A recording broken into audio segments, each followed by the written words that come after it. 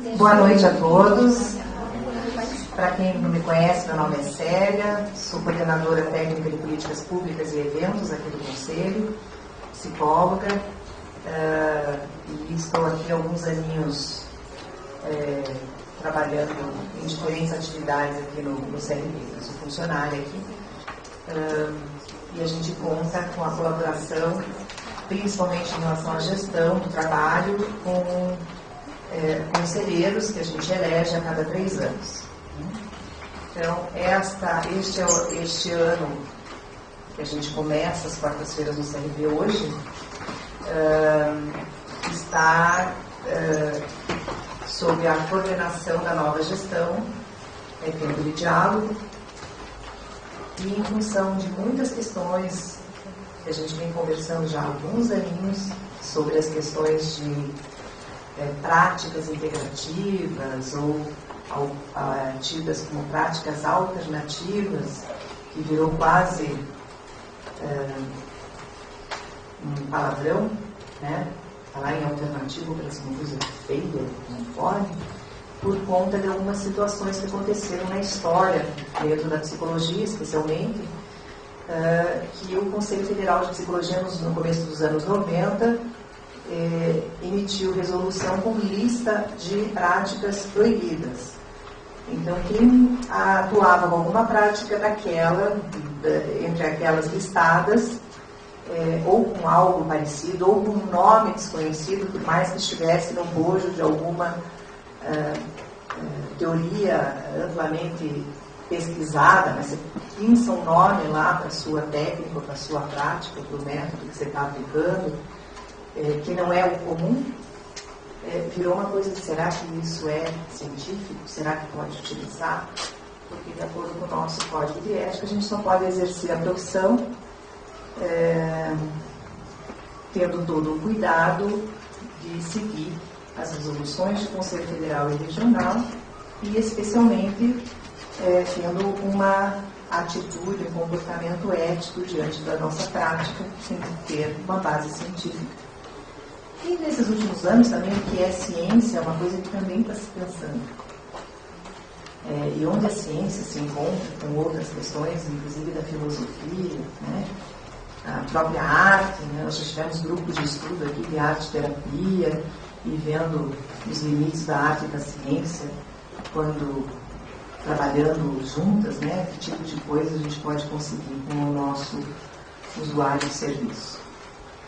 Então, a pretensão, né, nesse ano é começar construindo o diálogo, então, com as práticas integrativas.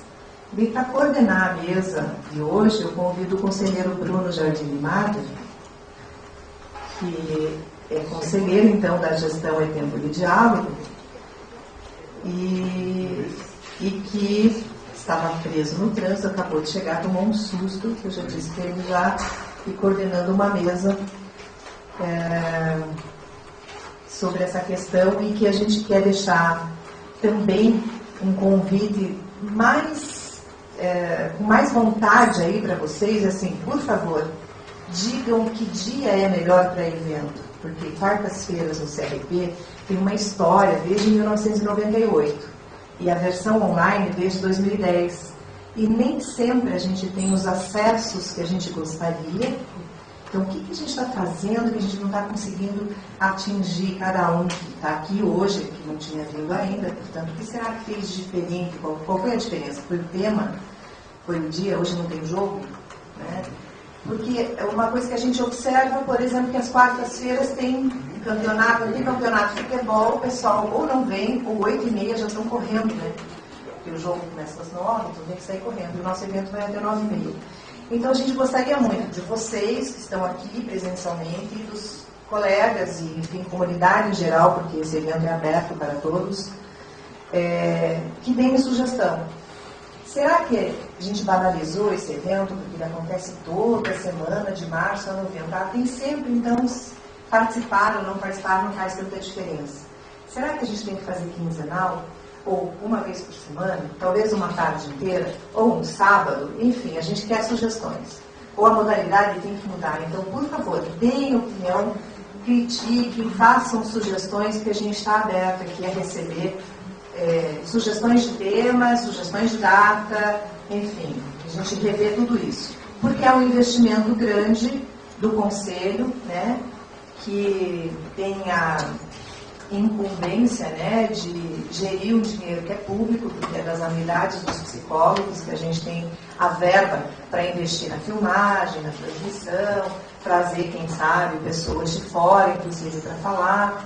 E a gente quer aplicar bem essa verba. Então, nos ajudem. Ok? Então, falei demais já, vou passar para o Bruno, que daí apresenta a turminha. Primeiro, boa noite.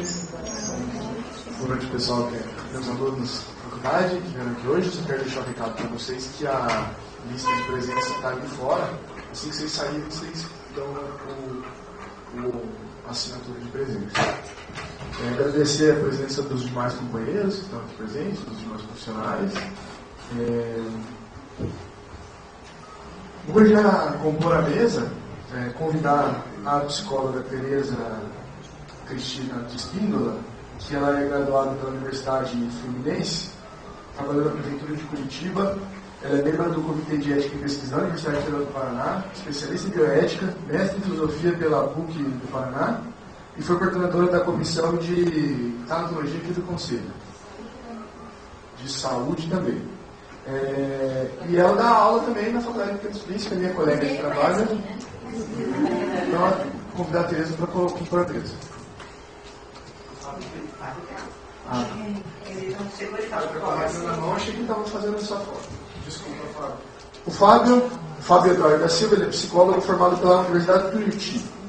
Ele é especialista em magistério superior e em neuropsicologia pelo IPPEX. Ele é mestre em psicologia social pela Universidade de São Paulo e doutorando em psicologia social pela USP também. É professor de pós-graduação, membro do INCERPSI, Laboratório de Psicologia Anomalística e Processos Psicossociais da USP e da International Society of Information Science, do Japão. Desenvolve pesquisas experimentais sobre fenômenos anômalos relacionados à psicologia e é colaborador da comissão científica desse CNP também. O Juliano, que é conselheiro aqui da casa, ele é de Ponta Grossa, já chega, quando ele chegar, eu apresento ele. Gostaria de dizer que esse evento ele tem o intuito de aproximar, de abrir o diálogo do conselho com a categoria como um todo, ampliar o conhecimento do conselho das novas práticas e, na verdade, essa é uma mesa que também é um convite a todos os psicólogos que queiram se aproximar, que queiram discutir a prática, que queiram trazer uma temática que acha que o conselho deve se debruçar, que acha que é novidade, que tem alguma dúvida também, trazer para dentro. Então, vou convidar a Tereza para fazer sua fala. Obrigado, pessoal. Gente, boa noite a todos. Me foi pedido que falasse um pouco, né, nessa mesa de hoje, como se produz o conhecimento, não qualquer conhecimento, mas o conhecimento científico, em psicologia e em outras ciências. Para isso, eu elaborei um PowerPoint mais ou menos assim. Para falar de como se produz o conhecimento, eu acho que a gente tem que entender um pouquinho como é que é essa dinâmica de se envolver numa pesquisa, produzir um artigo, fazer alguma coisa nesse viés que é que principalmente os alunos acabam tendo que elaborar, né? Vocês vão chegar no TCC daqui a pouquinho e vão ter que saber exatamente como é que isso se dá. A proposta não é desmiuçar, embora tenha um monte de slide aqui, porque o tempo é curtíssimo, então a gente vai ter que dar uma passadinha assim meio por alto. A proposta é só conhecer, basicamente, o que se faz para se conseguir fazer uma pesquisa.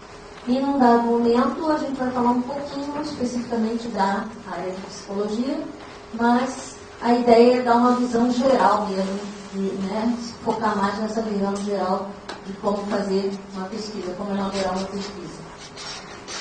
Então, vamos lá.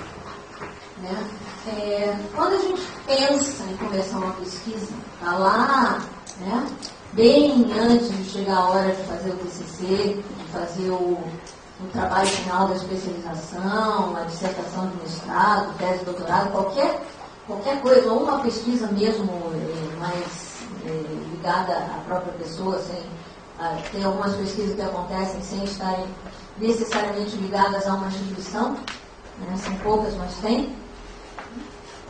A gente precisa fazer duas coisas básicas. Primeiro, escolher um possível orientador. Aí a gente já vai ver, né, que requisitos essa pessoa precisa ter. E segundo, delinear uma área, pelo menos uma área geralzona assim, de interesse. Né? A gente vai, no TCC isso é menos doído, mas quando a gente vai fazer mestrado, doutorado, a gente fica anos envolvido com a pesquisa. Né? Mestrado cerca de 2, doutorado cerca de 4. Imagine você ficar 4 anos envolvido com temas de pesquisa que não tem nada a ver com você. É sofrimento demais. A gente não precisa sofrer desse jeito. Né?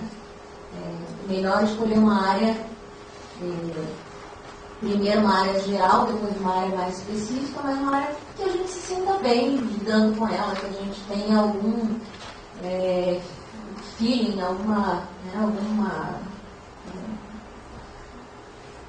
goste daquela área de alguma forma, senão fica muito pesado. O trabalho já é pesado, se a gente tornar ele mais pesado ainda, é pureza. Né? Então, para escolher esse orientador, né, a gente vai pensar no orientador, o que esse orientador tem que ter?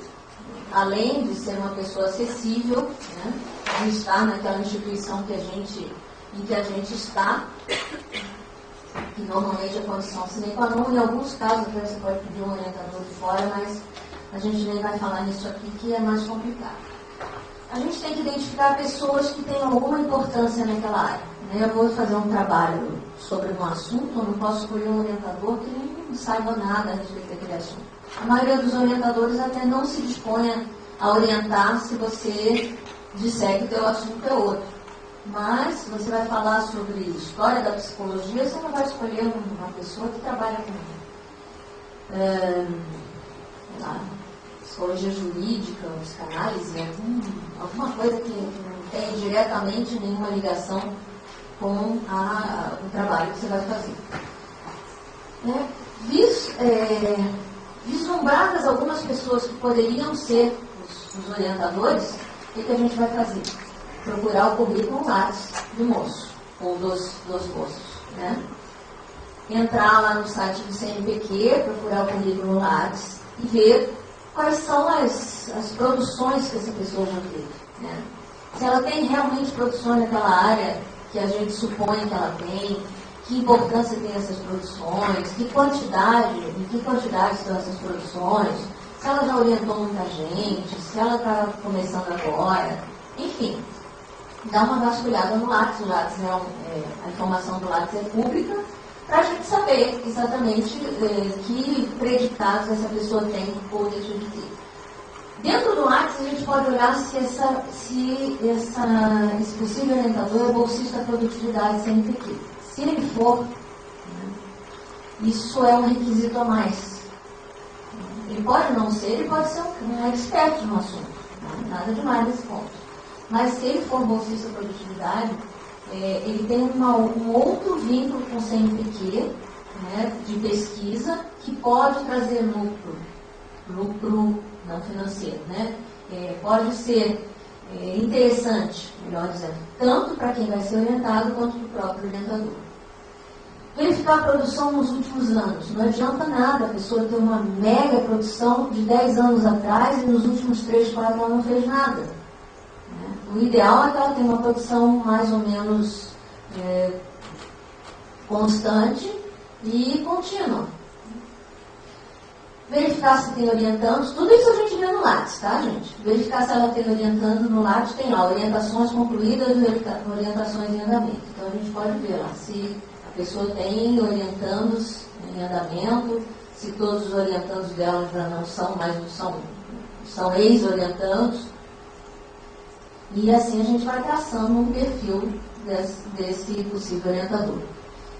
Verificar se nas produções dele, né, também no Lattes, tá, a gente vai ver o que ele já produziu, artigo, livro, uma série de coisas. se ele aparece como autor sênior, se ele aparece como um autor importante, se ele é o primeiro autor dessas produções, né? Ou se ele está lá, tem um artigo lá com 8 pessoas e ele está no último. Aí a gente pode até abrir o artigo, né? Dar uma olhadinha, assim, se no lado, se não tiver especificado em que se ele é o autor sênior ou não, a gente pode abrir o artigo, que geralmente existem, há facilidade hoje da gente encontrar os artigos online, e a gente pode verificar no artigo se ele é um autor sênior. Verificar o fator de impacto, a gente já vai falar nisso. Cada produção, cada artigo que a gente faz, né, que a gente produz, tem o chamado fator de impacto. Né, o quanto esse artigo impacta na produção daquele assunto, daquele tema, dentro do global dos artigos que são produzidos. Isso é importante a gente saber também. É diferente um autor que produz muito, mas que não tem fator de impacto nenhum, né, produz em revistas menos conhecidas, publica em revistas menos conhecidas, e uma pessoa que tem 1 ou 2 publicações, mas em revistas de alto impacto. E aí, né, isto posto, escolhe-se 1 ou 2 pessoas. Não, depois de todo esse filtro, a gente não vai achar muita gente, com certeza.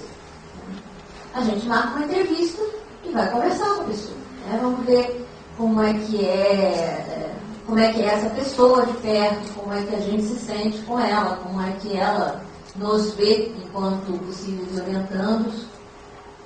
Verificar com ela quais são os critérios de aceitação, né? Se existe algum senão em ela nos aceitar. Verificar as áreas de interesse, a gente já viu no Lattes, mas aí a gente dá uma retomada, se ele ou ela, né, continua tendo as mesmas áreas de interesse. Os projetos em andamento, a gente viu lá no Lattes, a gente pode perguntar, aquele projeto assim que você está orientando, como é que está, como é que é, né? A gente pode até ver o entusiasmo do orientador nessa hora, né? Ler o material produzido por ele, a gente viu lá nos artigos mais recentes, pode na internet procurar esses artigos e dar uma lida, para ter uma melhor ideia de como são as produções dele. E discutir as possibilidades do projeto. Dificilmente a gente chega para um orientador com um projeto fechado. Você vai com uma ideia. Eu tenho ideia que eu quero, usando o mesmo exemplo, né? Eu tenho a ideia de querer falar sobre a história da psicologia. O que você acha dentro do que você já orientou nessa área? O que você acha que a gente pode fazer? Tal área assim ainda está descoberta, você pode fazer alguma coisa por esse caminho.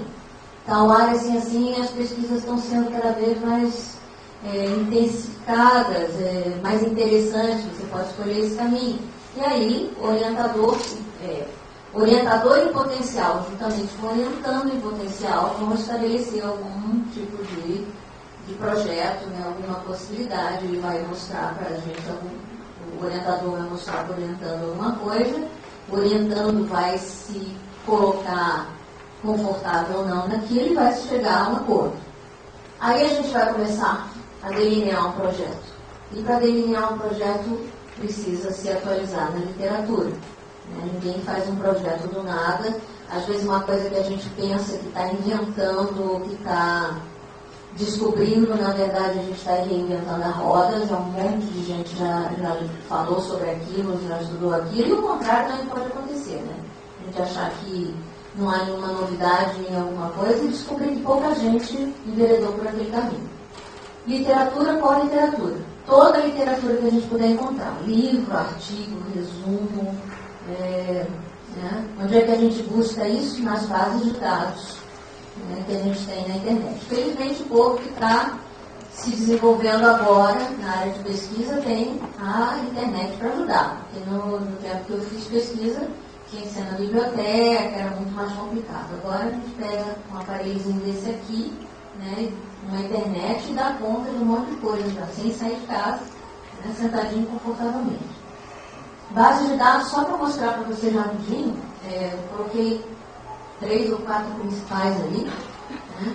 Tem a Cielo, para quem não conhece, pode até anotar. A Cielo é uma base nacional que congrega uma série de periódicos de várias áreas, então alguma coisa a gente pode achar, a gente pode procurar por assunto, por autor. Então, só aí a gente já pode tirar alguns artigos interessantes. Tem a BVS, Biblioteca Virtual de Saúde, e dentro da BVS tem a BVS-SI, que é mais específica da nossa área. Mas, como um todo, a gente tem a BVS. Né? Eu procurei pelo assunto saúde em todas elas. Então, o que vocês estão vendo ali na tela é o comecinho, né? Saúde é um assunto super amplo, é claro que vai aparecer. Tem assuntos que, se você colocar, AIDS, por exemplo, se você colocar, nossa, tem publicação de um monte. Tem outros assuntos que são menos... existem menos publicações, então, claro, os números de publicações para aparecer é menor. Eu coloquei só o título de exemplo ali, saúde, né? Então dá para ver um comecinho ali de não sei quantas, de trocentas páginas de artigo. Né? Aí, além da CIAL da BVS, a gente tem a NCBI, que é internacional. A NCBI congrega uma série de outros sites menores. Então tem a PubMed, a Lila, está tudo dentro da NCBI. Você pode escolher dentro desse site se você quer só uma dessas bases de dados ou se você quer buscar em todos. Aí ele vai te mostrando, dá para vocês verem ali, né? Ele está mostrando por base de dados o que a gente acha na área relacionada à saúde. Ali ele não está mostrando os artigos, ele está mostrando só um número de artigos, eu não consigo ler daqui, mas é um número imenso ali de 3, 4 dígitos pelo menos, em cada uma delas. Tem a CAPES, que é nacional, né, onde a gente pode achar, não todas, mas uma grande parte das teses e dissertações produzidas no país, né, estão na base de dados da CAPES. Vem um resuminho, né, vem o nome o título do trabalho, um resuminho, junto pelo resuminho a gente já pode ter uma ideia se interessa ou não interessa, e já descartando o que for para descartar. Isso são só uma, gente. Tem N outras bases de dados. Né? O pessoal da área de saúde tem essas, pessoal da área de exatas, aí de acordo com cada área tem N outras bases de dados que a gente pode. BVS, por exemplo, não serve para o pessoal de exatas, né? Que é a saúde. NCBI também não. A Cielo já abrange uma gama maior de áreas e assim vai. Então a gente tem que ir buscando nesses e em outros sites o que a gente tem de literatura dentro daquela área que a gente vai desenvolver. Né? E aí, a partir disso, fazer um projeto. Começar a delinear um projeto. Né? O que precisa dentro de um projeto? O que é indispensável dentro de um projeto? Uma hipótese, né? Eu acho que tal coisa pode ser de tal modo. Objetivo, que se divide em geral e específico. O que você quer pesquisar? Eu quero saber, dentro da história da filosofia, fale bom, né? Dentro da história da psicologia, como é que foi a iniciação da psicologia cognitiva, por exemplo, né? Como é que se deu o andamento da psicologia cognitiva. Aí isso pode ser um objetivo geral. Dentro do geral, a gente traça alguns mais específicos. A justificativa, por que eu estou fazendo esse trabalho? Né? O que me fez interessar por isso? Um desenho do estudo, né? Um delineamento geral do tipo de estudo que a gente vai fazer. Uma logística, né? Quanto tempo, como é que vai ser, né? Já entra um pouco da metodologia ali. Os participantes da pesquisa, se for uma pesquisa de campo envolvendo sujeitos, né, a gente já tem que prever mais ou menos quantos sujeitos a gente vai precisar, como é que vai ser, se vai ser uma entrevista, se vai ser um exame laboratorial, que não é da nossa área, mas enfim, é da área de saúde também.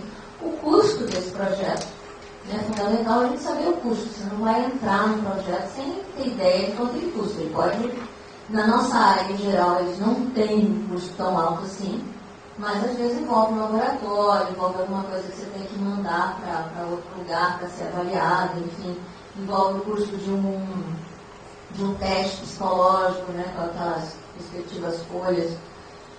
Os caminhos da pesquisa, as instituições de fomento, existem várias instituições nacionais e internacionais que podem se interessar em financiar a pesquisa, depende da área de pesquisa, depende da área que essa instituição está acostumada a financiar, e a gente pode correr atrás desse financiamento, mas tem que ter já a planilha de custo bonitinho, que a gente não vai pedir um valor que a gente não sabe se cobra ou não cobra. Até porque, para a instituição de fomento, você tem que, né, levar a planilha bonitinho quando você vai precisar para impressão, por exemplo, folha de papel, teste psicológico, seja lá o que for que você vai usar. Comitê de ética e pesquisa, a gente, se for uma pesquisa que envolve sujeitos, tem que passar para um comitê de ética. Isso dá agora sozinho, mais uma outra palestra. Então não vou nem entrar nessa área. Umas 20 páginas, mais ou menos, que é o que a maioria pede para projeto de pesquisa, com uma introdução, que é uma boa base teórica, que a gente vai obter daquela literatura que a gente viu. Justificativo, objetivo, metodologia, cronograma, orçamento, os aspectos éticos, se for o caso, as referências, claro, e os anexos, se tiver alguma coisa para ser anexada. No caso se houver sujeitos, a gente envia para um comitê de ética e pesquisa. Para enviar para uma agência de fomento, a gente tem que ter tudo aquilo que eu já falei, de planilha de custos, né? E o currículo lápis do orientador vai ser de grande vantagem quando você vai enviar para uma agência de fomento. Tem orientadores que já têm uma história grande de pesquisa numa determinada área e que a agência de fomento até se interessa em pesquisar, em custear alguma coisa daquele pesquisador específico, né? Sempre com cuidado de não perder de vista o que é científico dentro daquilo que a gente vai fazer, né? Cumprir prazos, é muito importante cumprir prazos. A gente queima o filme da gente se a gente não cumprir os prazos. Fichamentos e resumos. Vou ler, depois eu vejo o que interessa aqui. Pega aquela canetinha amarela, se o livro for seu, se o livro não for, dá um jeito de copiar, digitar as partes que interessam, né? Sempre escrevendo em simultâneo com a leitura. Se a gente deixar para escrever depois, a gente não escreve, né? A gente esquece, a gente não sabe mais em que livro estava, em que artigo estava aquilo que a gente leu, né? E as referências, sempre durante a escrita também. Pegou um artigo, daquilo ali vai tirar alguma coisa, já anota a referência. Se a gente deixar para anotar no final, sempre falta alguma coisa. Para pesquisa experimental, manter um caderninho para anotar todas as experiências, um caderninho daquele tipo livro lápis, que tem as folhinhas numeradas. E se alguém tirar alguma folha, se alguma coisa acontecer, se perder alguma folha, a gente sabe que faltou alguma coisa naquelas anotações. Se a gente for fazer com parceria, né, deve-se ter bastante cuidado em escolher parceria, não que as parcerias sejam ruins ou boas necessariamente, mas às vezes um parceiro menos cuidadoso com o prazo acaba atrasando, acaba comprometendo uma pesquisa, enfim, tem N problemas que podem acontecer. Carta de aprovação do Comitê de Ética em Pesquisa, se tiver, tive que passar por um. Para as referências, é importante sempre a gente usar a primeira origem, né? Se você vai usar Piaget como referência, você tem que usar um livro de Piaget como referência, não um livro de um autor que falou sobre a obra de Piaget, né? A gente desvirtua, às vezes, o entendimento daquilo que a gente vai, criação que a gente vai falar. Fontes confiáveis sempre, né? Anotações de aula de alguém que postou na internet. Isso não é fonte confiável. Fonte confiável é revista, periódicos, né? Livros. Tem alguns programas já existentes para a gente organizar referências, vocês podem depois dar uma olhada no Evernote e Bradley. E tem várias formas de a gente fazer referência, depende de para onde a gente vai mandar o nosso artigo. Quando a gente pede para vocês, enquanto professor, TCC, é conforme a norma da ABNT. Quando é para uma revista que vocês vão enviar, tem que ver no que a revista quer, se é pela APA, se é pela Vancouver, se é pela ABNT mesmo. Aí tem que olhar em cada revista é diferente, infelizmente, a integrante. A gente tem que olhar cada uma delas. Né? Fator de impacto que eu tinha falado, preferencialmente maior que 2. Quais, que é a qualidade da revista segundo a CAPES, também dividida em A, B, C, e depois tem uma subdivisão, A1, A2, B1, B2, né? de preferência sempre dentro do AB. Tipo de publicação, uma publicação seja adequada àquilo que a gente vai publicar, dentro das normas que a revista pede, dentro da linguagem do público que lê aquela revista. Se for um livro que vai para um público mais amplo, talvez a gente tenha que usar menos psicologuês, tem que usar uma linguagem sem perder a cientificidade, mas usar uma linguagem mais compreensível para o grande público. Salon Science é quando a gente está fazendo uma pesquisa grande e começa a recortar em fatias para publicar em tudo quanto é lugar. Não é recomendável isso. Tá? É uma tendência que a gente tem, opa, assim eu posso aproveitar para fazer várias publicações, mas depois fica horrível isso. E cuidar com o plágio, a gente plagiar alguém ou alguém plagiar a gente. Então tem que ter cuidado para que a gente mostre também as nossas pesquisas. É importante a gente apresentar em congresso, sempre que possível, mesmo aquelas que não estão terminadas, mas que são de um tema de interesse, você pode mostrar em que pé está a pesquisa. Tem que ver a qualidade desse congresso, manter os dados todos à mostra, não ocultar dados, e ter cuidado com o roubo de dados. Se a gente mostrar uma pesquisa, às vezes, muito diferente, muito chamativa, importante, alguma coisa nova na área, a gente tem que ter um certo cuidado com, principalmente em congresso, que tem muita gente, é mais difícil da gente ter esse controle, tem que ter um certo cuidado com o roubo de dados.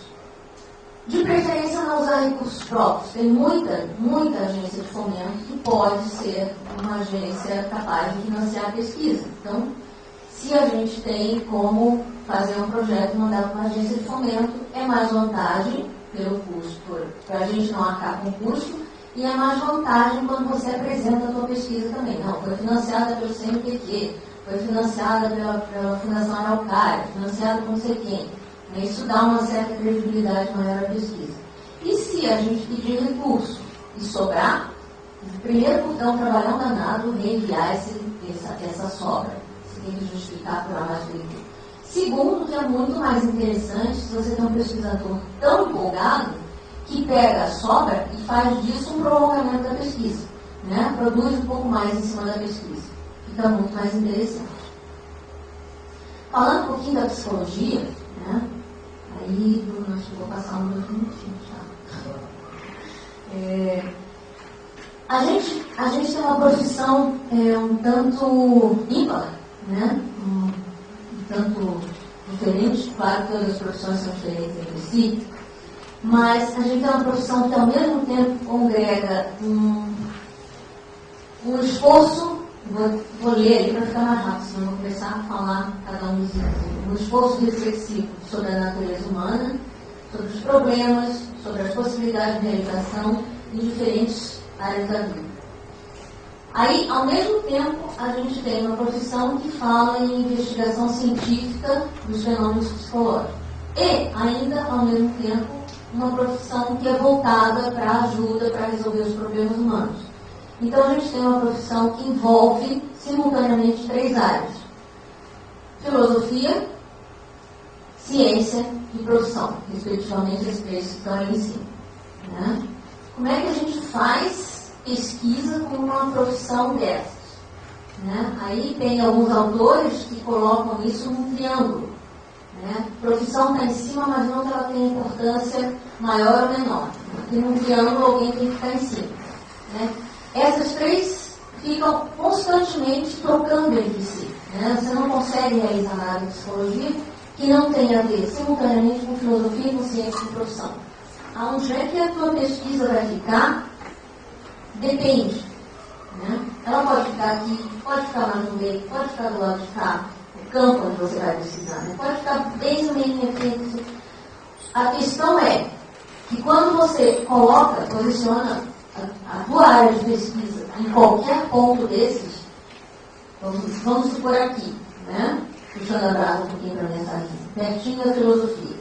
Ela vai falhar um pouquinho na profissão, vai falhar um tantão na ciência, falhar no sentido de que essas áreas vão ficar um pouco mais descobertas. Você vai dar uma ênfase maior à filosofia. Então, a pesquisa da psicologia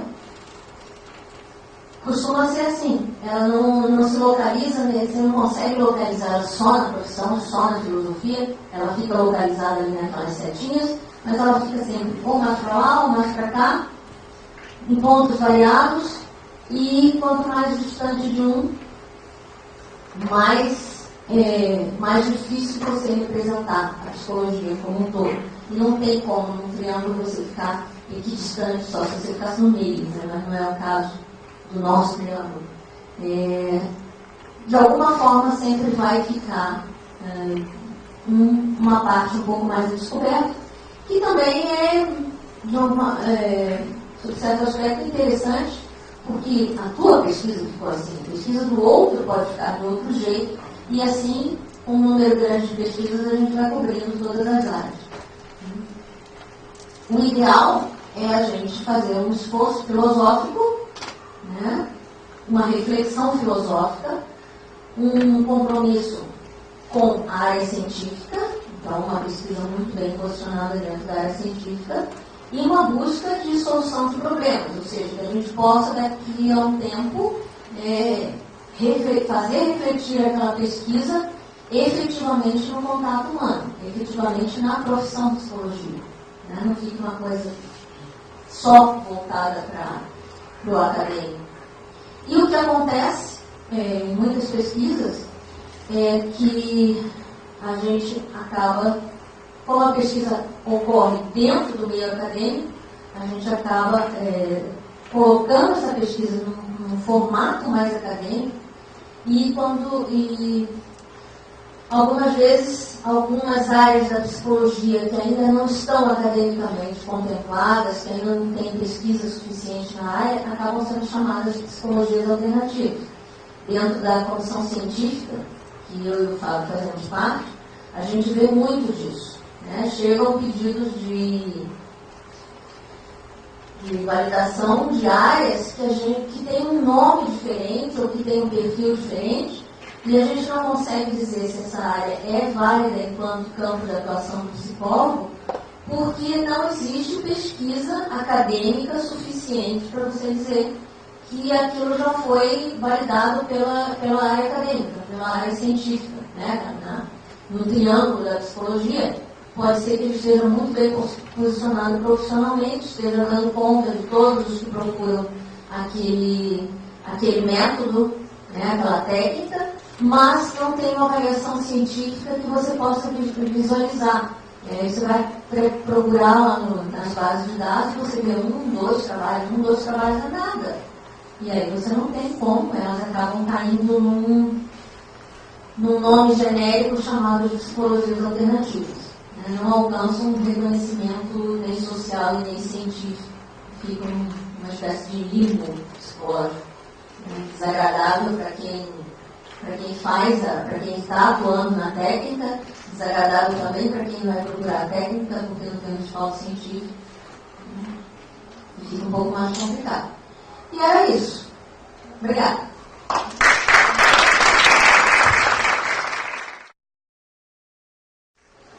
Preciso agradecer a oportunidade de estar com você mesmo, com meus colegas, e, em particular,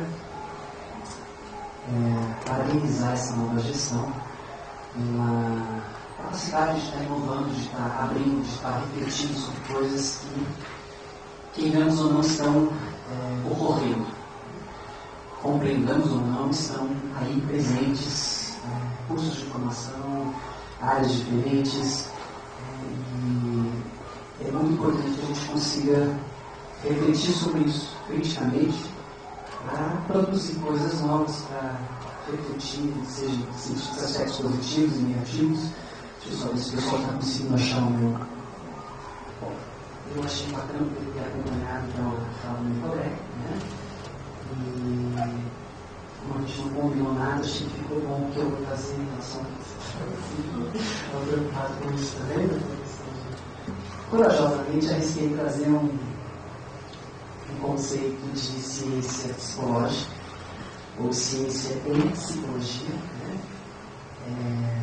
Que diz assim: é o estudo da mente, do cérebro e do comportamento, considerando a relação do indivíduo e seu meio. no meio social, cultural, econômico e ambiental. Quando a gente fala de mente, aqui a gente está falando de experiências que nós temos, né? Percepção, por exemplo. A gente estamos nos percebendo uns aos outros, estamos ouvindo, estamos vendo, estamos tendo uma sensação, estamos tendo emoções, né? Para poder ter tudo isso, estamos tendo memória. Então, tudo isso seria essa mente, que antes tinha um certo preconceito, uma certa impressão, mas que atualmente ela conta com bastante status político, vamos dizer assim, né? Bem considerada. Essa mente acontece num organismo no qual a parte mais predominante ou mais influente parece ser o cérebro. Né? Então, estudando a mente e os processos cerebrais que estão relacionados a esse comportamento. Não é possível nos dias de hoje mais pensarmos em psicologia sem pensar no cérebro. Isso é um contrassenso. Né? E diria eu até que as disciplinas ligadas às neurociências são muito aquém do que deveriam os cursos de psicologia. Não eles se restringem a 1, 2 semestres, enquanto deveriam estar presentes em todas, potencialmente poderiam estar presentes em várias outras áreas. Que naturalmente também não aproveitam. E comportamento, aí resgatando uma questão mais tradicional, que efetivamente pode ser observado e medido de diferentes formas, aquilo que é visto. E aí, uma questão que é bastante polêmica também, né? Essa relação entre o indivíduo e o seu meio. Né? Existe uma certa divisão clássica em psicologia sobre colocar uma ênfase maior no indivíduo, colocar uma ênfase maior no meio, na relação entre eles, né? Onde se produz isso, definindo algumas áreas que vão se dedicar mais, não exclusivamente a uma coisa, e mais exclusivamente a outras coisas. Atualmente, parece que essa questão da relação entre o meio e o indivíduo, entre o social, cultural, econômico, ambiental e o biológico, pouca dúvida existe de que há uma necessidade de complementar essas duas coisas. De forma que parece cada vez mais corrente que isso deve se tornar uma referência usual. Eu trouxe 2 livros para vocês, e mesmo quero circular agora, um que se chama Ciência Psicológica, escrito por um neurocientista cognitivo, Bessa Liber, e outro, o autor, que é o Richard Serton, que é um psicólogo social. Né? Para dar um exemplo exatamente disso que eu estou falando, eu gostaria, se fosse possível, que o livro circulasse. Não reparem que ele está um pouco estragado dentro do que eu costumo fazer, o que não se deve fazer nos livros que é estragado na caixa. Não há consenso sobre esse conceito e sobre como os estudos devem ser conduzidos e interpretados. E aqui, então, eu não sei se é oportuno ou não, mas eu ouso trazer então uma questão polêmica. Né? Não existe um consenso sobre o que é a ciência psicológica, o que é a ciência psicologia. Justamente por haver essas diferentes vertentes, né? Se a gente fosse tomar a referência de Thomas Kuhn, ele diria que a psicologia é uma ciência pré-paradigmática, ou seja, existem vertentes conflitando entre si, no sentido de tentar compreender o que é o fenômeno psicológico e o que é o fenômeno humano. Então não há consenso sobre se isso que eu escrevi está correto ou não, algumas pessoas devem dizer que sim, outras dizer que não. Né? E tão pouco sobre os métodos, nem o que é e nem como a gente estuda. Como deve proceder os métodos, como deve interpretar os métodos, qual método é mais válido. Enfim, é uma coisa muito interessante observar isso. E que esse tipo de assunto normalmente não é muito trazido à tona. A gente age como se houvesse um consenso, como se fosse a psicologia, não as psicologias, como se fosse a ciência, não as ciências, como se estivesse tudo muito e, de fato, não está. Então, é uma provocação que eu deixo. Então, em algumas referências sobre métodos de psicologia, eu pude encontrar 3 que são aquelas mais divulgadas, aquelas mais consideradas. Naturalmente não se encerram mais 3 principais métodos, mas eu quero falar um pouquinho sobre eles. Né? O método descritivo, que basicamente então, seria a questão de você estar numa relação de observação direta com aquela realidade que você quer compreender. Né? No ambiente ambiente tal como ela acontece. Né? Esses dias eu fui fazendo um recorte bem rapidinho, fui numa festa de aniversário, sou uma pessoa introvertida, não conhecia ninguém da festa. Né? Cheguei, cumprimentei uma ou duas pessoas, me apresentaram, eu fiquei parado, quieto, como uma boa pessoa introvertida faz. Né? Porque por isso eu não pego um experimento social. Né? As pessoas estão me vendo aqui, estão trocando olhares, mas não estão interagindo comigo. Eu estou tentando interagir com as pessoas, mas não com muita habilidade, por ser introvertido. Então, isso é um exemplo de observação. Se alguém tivesse, se aquilo fosse um experimento, ou se aquilo fosse um método de pesquisa, alguém poderia estar observando como eu me comporto no ambiente onde eu não conheço as pessoas e ter um determinado tipo de perfil. Sem haver uma interação, sem haver uma ajuda, que deixa a pessoa se virar. Né?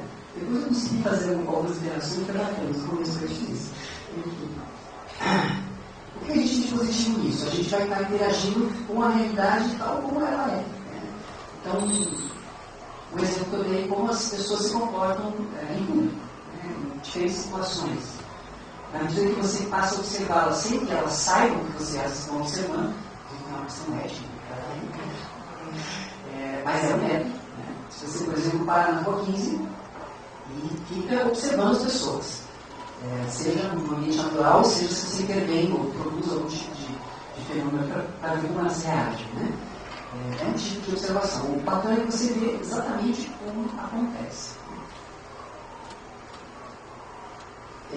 Não precisa de muito equipamento para você fazer isso. No momento você vai ter que utilizar, de repente, uma coisa para fazer anotações, né? Você pode, de repente, usar uma filmadora, uma coisa, mas a gente já está entrando numa área um pouco mais complexa. Por outro lado, você vai despender muito tempo para fazer isso, muito tempo. Em particular, se o que você quer observar não acontece com tanta frequência. Né? Você tem que esperar que alguma coisa que você quer ver no contexto natural aconteça. Você fica lá muito tempo até que aquilo acontece. Diferente de você produzir isso de uma forma deliberada. Né? Não há uma localização, no sentido de que o que está acontecendo ali é fruto de vários viés, de várias situações que você não controla. Né? Por conta disso, você não vai poder generalizar a partir do que você observou, porque é aquele contexto, naquele momento. Se você for observar na rua 15 sábado de manhã, ou domingo de tarde, ou segunda-feira de manhã, você vai ver coisas absolutamente diferentes. Né? Então, aquilo lá não é aleatório. Existe uma circunstância que algumas pessoas vão, outras pessoas não vão. E também pode existir dificuldade com a questão dos próprios registros. E depois a própria interpretação desses dados com os registros. Né? Se você filma, se você enfim, você vai lidar com isso com uma quantidade grande. Né? A gente tem desde uma observação informal, onde você simplesmente não tem um foco, você observa de uma forma mais aberta, até você mapear o que acontece, até uma observação mais sistemática, onde você já tem categorias específicas e já tem um foco de comportamento que você tem que observar. E também a observação participante. Essa é praticamente mais bem vista, né? Você informa a pessoa que você as está observando, e por isso, por que você está observando, o que você está observando. Então você participa daquele cenário. Né? Por outro lado, você vai produzir mudança no cenário que está sendo visto como alguém está observando. As pessoas não vão se comportar da mesma forma. Né? Então, um outro método bastante comum é considerado o método correlacional, ou seja, fazer correlações. E a gente trabalha então com o levantamento de dados, que é basicamente se perguntar às pessoas o que elas fazem, o que elas pensam, o que elas experienciam sobre algo no passado, presente e futuro. Ou seja, antes você observava, agora você faz uma interação, você faz uma intervenção para obter algum tipo de informação que é do teu interesse. Né? Entrevistas e questionários são as formas mais comuns desse método, que é bastante interessante, muito utilizado, inclusive.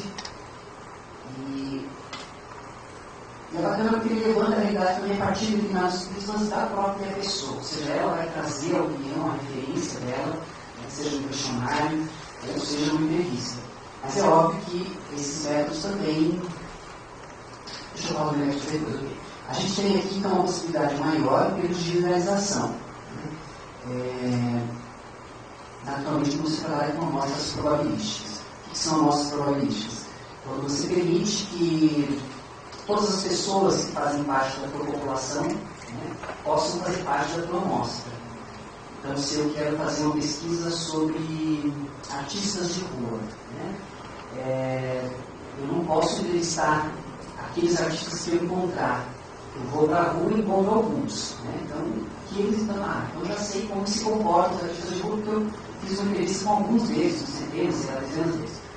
Não, eu não sei qual que é a quantidade de pessoas que fazem esse tipo de trabalho. Então, para mim, ter uma ideia da população, precisa saber quantos artistas de rua a gente tem, onde eles estão, e dentro dessa listagem, eles fazer um sorteio, de forma que cada um deles possa estar na minha amostra. E aí eu faço um contato por telefone, ou vou à casa das pessoas, enfim.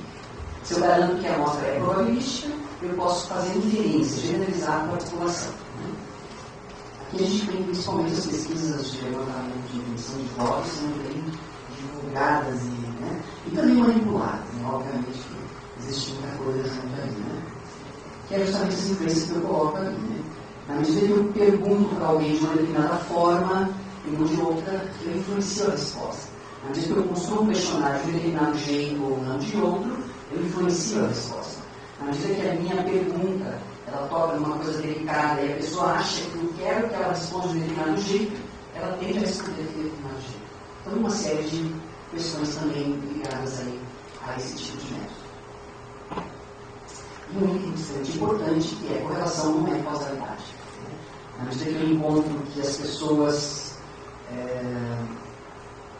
que disseram que fazem esporte no meu questionário, tendo na hora, estou demorando um pouquinho, marcaram que fazem esporte, né? Então elas disseram também que tem um nível de felicidade maior. Né? Então tem um item correlacionando com o outro, o que não significa dizer que fazer esporte produz felicidade. Então, na população você tem uma correlação significativa dessa correlação. By the way, fazer esporte parece que correlaciona com felicidade. Só para completar o exemplo. Né? E a última das três tipos, então, a gente teria a pesquisa experimental, né? Na qual você busca criar uma situação artificial e observar o que acontece com aquele comportamento da pessoa. Né? Ela pode ser tanto utilizada para questões mais individuais quanto coletivas. Né? Eu lembro de uma pesquisa que eu vi contato há pouco tempo, de uma outra cultura, as pessoas são muito rígidas com a questão do horário, e elas assistiram uma palestra, e a palestra demorou 10 minutos a mais, sobrando 5 minutos para atravessarem uma praça, para entrar no ônibus, elas precisaram instalar aquele horário. Essa palestra foi sobre a questão de você ser mais voluntário, ser mais humano, de poder, né, enfim, colaborar mais com as pessoas, né? Tipo, uma bolsa lá entrando, por exemplo. E o experimento foi assim, nesse trajeto que as pessoas tinham que fazer, eles colocaram uma pessoa deitada, caída lá, como se tivesse ouvido alguma coisa. Para ver se as pessoas que não saíram da palestra, ficaram 2 horas na palestra, iam parar para jogar a vida da pessoa. As pessoas não pararam. Então, esse é um exemplo de experimento, né, social, que entra a questão dos valores. Você entrevistar as pessoas, enfim, porque as pessoas vão parar, né? Então, o valor de ser pontual é maior do que o valor de ajudar alguém quando você se comprometeu naquele ambiente cultural. Né? O objeto, então, variáveis que influencia, como você controla e os efeitos disso dessa variável sobre o objeto. Né? O que modifica a maneira controlada das condições que determinam o fenômeno e observa e interpreta as mudanças. Busca a causa dos fenômenos determinando qual ou quais são as variáveis que influenciam. Basicamente, você mexe com algumas coisas no determinado ambiente e vê que produção que você tem em termos de comportamento ou de outro tipo de variável. É óbvio que variáveis paralelas podem estar presentes também. Trabalha com método estatístico, de forma que as variáveis que a gente estiver trabalhando precisam ser operacionalizadas, tornadas mensuráveis. Você tem que conseguir medir as coisas que você vai estar trabalhando. Métodos qualitativos podem também ser utilizados de forma complementar. A gente tem aqui o Qualiquant, que está em voga nesse momento. Ou seja, você trabalha com algumas medidas objetivas, mas você também se preocupa com a interpretação que as pessoas dão para isso, a referência que elas têm disso. E você tenta integrar as duas coisas. Os números são frios e nos trazem coisas que a observação simples não nos traz. O aspecto qualitativo é mais quente e pode complementar, mas também perde coisas que os números frios nos trazem. Então, há uma necessidade na minha leitura, nesse momento, de uma complementaridade. Quebrando um pouco uma certa ideia de que esse método é o melhor, aquele método é o melhor. Existe uma idolatria do método, mas enfim, quando você passa a idolatrar um tipo de coisa, né, em detrimento das outras coisas. Sério, eu consigo falar, eu não consigo.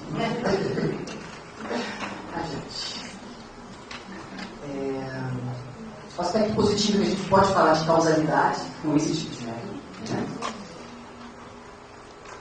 Porém, o aspecto negativo é que ao criar uma situação artificial, você não sabe o quanto a artificialidade da situação criou a experiência.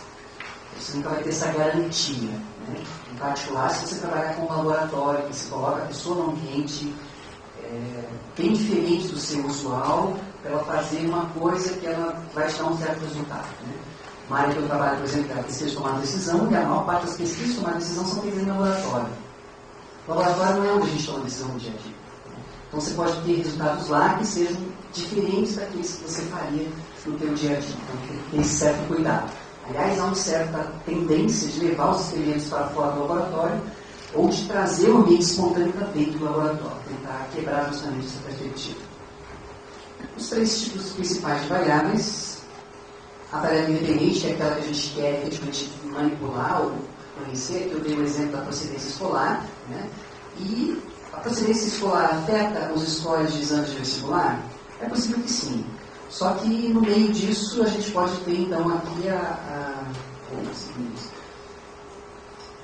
o nervosismo que eu fiquei agora por ver os 5 minutos. E outras várias coisas, né, que podem estar afetando aquela relação que você quer. A quantidade de variáveis intervenientes ou moderadoras é sempre muito grande quando a gente trabalha em pesquisa experimental. Bom, eu quero dar um exemplo, então, de pesquisa experimental, que é o meu trabalho de doutorado, apresentado recentemente na USP, não defendi, não sei se eu consigo defender, mas enfim. O horário tem uns espécies suficientes sobre a orientação do Dr. Wellington Zangari. Né? Ele tem um nome meio cabeludo. Um hipotético efeito antecipatório anômalo para estímulos aparentemente imprevisíveis poderia afetar a decisão humana. Bom, esse efeito antecipatório, a gente está falando aqui de reações orgânicas. Nós estamos sempre antecipando coisas naturalmente, prevendo o que vai acontecer, para ter um comportamento melhor. Né? Esses estímulos aparentemente imprevisíveis são fotografias que foram mostradas de uma forma aleatória, as pessoas não sabiam quando ia ser uma coisa ou outra. E tomar a decisão, a princípio, é algo mais comum, quando a gente precisa fazer uma decisão. Aqui, então, de uma forma breve, esse efeito antecipatório anômalo é chamado também de efeito pressentimento. Anômalo porque a expressão anômala é utilizada desde a perspectiva do Kuhn sobre conhecimentos ou experiências humanas que não são compreendidas, como se fossem lacunas do conhecimento. Não tem a ver com psicopatologia necessariamente, não quer dizer anormal. Simplesmente significa que não se conhece anômalo. Existe no Brasil e no mundo uma vertente relativamente nova de psicologia chamada psicologia anomalística, que especificamente trabalha estudando coisas que não são bem compreendidas. Sempre é uma coisa bem compreendida. Mas enfim, está bem baixinho, certo? Aqui a gente tem um outro exemplo com batimento cardíaco. Há uma desaceleração cardíaca antes dos eventos emocionais. E aqui a gente tem um exemplo com a dilatação da pupila. Há um aumento, uma dilatação da pupila antes dos eventos emocionais.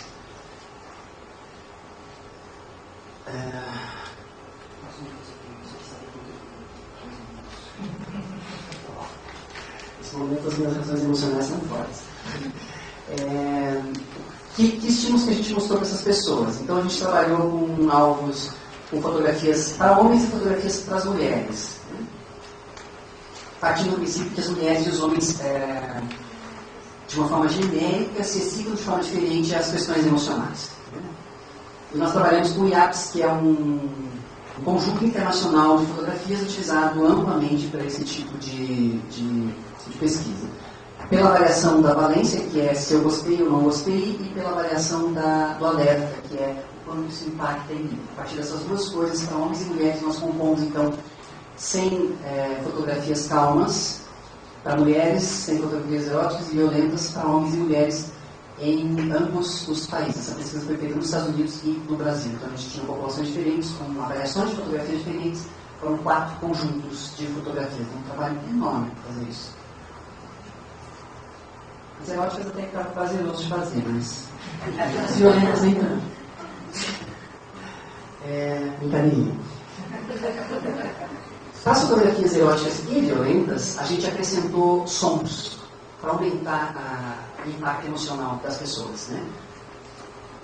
Aqui a gente tem um exemplo de sons que foram acrescentados para as gravuras eróticas, que foram sons com ritmos acelerados, tipo músicas que podem talvez iniciar algum tipo de afeto, né, de caráter mais afetivo sexual. Enquanto que os violentos foram barulhos, foram sons que produzem reações de susto. Né?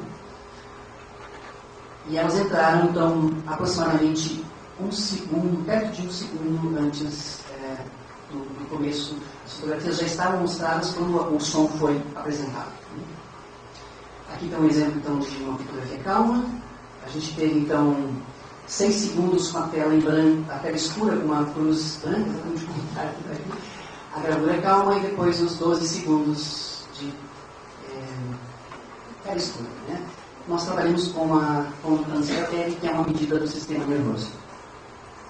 E aqui as gravuras emocionais, mostrando, então, também a mesma coisa, e a entrada do som para cada uma delas. E o que nós obtivemos, eu já coloquei tudo junto de canto de primeiro, foram 48 experimentos, né, 16 colaboradores nos Estados Unidos e 32 colaboradores no Brasil. Cada pessoa fez 40 ensaios e nos deu, então, um meio de 1920. Trabalhamos com a condutância da pele. Aqui a gente tem, então, a média da condutância da pele das pessoas para as gravuras violentas, que é a mistura que... Perdão.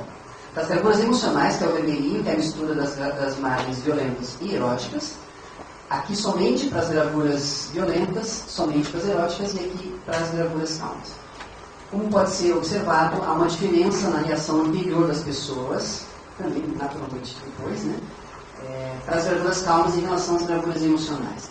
Essa diferença, que foi prevista na nossa hipótese principal, foi significativa para os alvos emocionais, conjunto dos dois.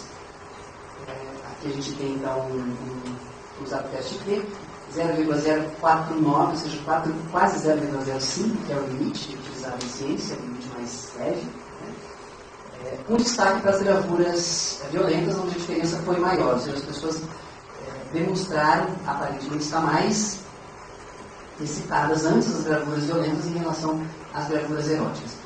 Em avaliações posteriores, porque após as pessoas assistirem as 40 fotografias, elas avaliaram cada uma das fotografias novamente na questão de valência e de alerta. Nós encontramos que as gravuras eróticas não foram bem avaliadas do ponto de vista de alerta, ou seja, as pessoas não tiveram impacto a elas. O que não aconteceu com as gravuras emocionais, que tiveram um impacto altíssimo, ou seja, as pessoas tiveram uma reação, perceberam tendo-se uma reação maior para as gravuras emocionais. Essa é uma pesquisa curiosa do ponto de vista de psicologia, porque ela traz um fenômeno que não é comum, por isso anômalo, né, em estudo. Ela mostra o uso do método estatístico, mostra o uso de variáveis orgânicas na pesquisa, né, apesar de que nós conversamos com as pessoas também, e esse fenômeno é tido para ser, esse e outros tantos fenômenos, é considerado para acontecer no nível não consciente. E daí a importância da utilização de medidas fisiológicas quando se trabalha com fenômenos não conscientes. Não que não seja importante indagar as pessoas, como elas percebem, mas muito do que acontece nelas, de reações de comportamento que vão guiar o comportamento posterior delas, acontece no nível não consciente. Brevemente eu quero divulgar esse livro, chamado O Novo Inconsciente, que efetivamente traz, na literatura brasileira, foi lançada em 2005 nos Estados Unidos, a referência dessa nova teoria do inconsciente. sendo como se fosse uma nova teoria se sobrepondo à teoria do inconsciente cognitivo. Gostaria de circular também o livro, por gentileza. Também é um livro que traz uma abordagem interessante do ponto de vista que ele agrega psicologia social, psicologia cognitiva e neurociência cognitiva. Ou seja, trabalha uma abordagem interdisciplinar que eu acho rico quando a gente fala de pesquisa, quando a gente fala de psicologia. Bom, eu teria mais coisas, mas enfim, eu acho que é saudável. Eu só não sei como fazer isso desligar nesse momento. Muito obrigado pela atenção de vocês.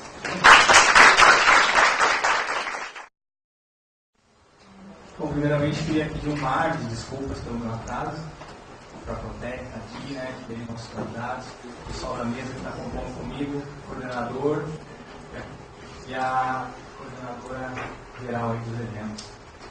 É pertinho, mas é longe, né?